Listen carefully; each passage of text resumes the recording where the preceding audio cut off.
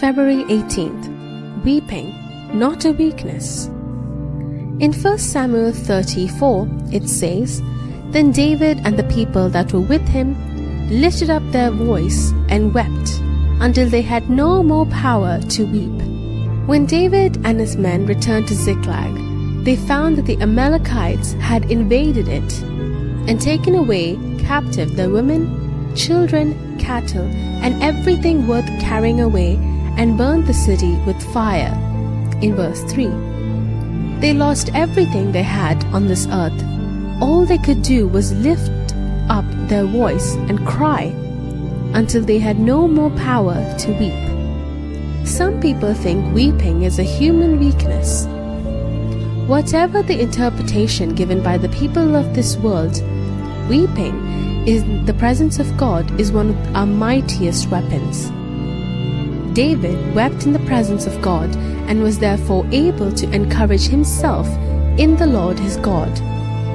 Then David recovered all that the Amalekites had carried away, and there was nothing lacking to them, neither small nor great, neither sons nor daughters, neither spoil nor anything that they had taken to them.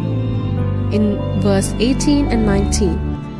Yes, this is what happens when we learn to pour out our heart before God and cry with all sincerity. Our God is able to restore to us all that the Amalekites have taken away, not partly but wholly. It is amazing to see that David was not only able to get back all that they had lost, but was also able to get the spoil of the enemies of the Lord, of which he could send presents to his friends. Dear child of God, are you going through a Ziklag experience now?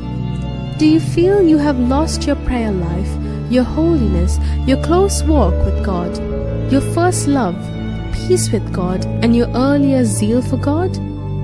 Do you feel your fleshly nature has devastated your spiritual life? You do not need to be discouraged.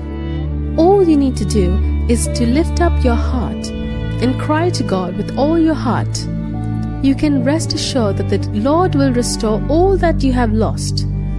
In addition, God is able to give you a spoil, blessings you had not experienced before, so that you may be a blessing to others and share with them the goodness of God.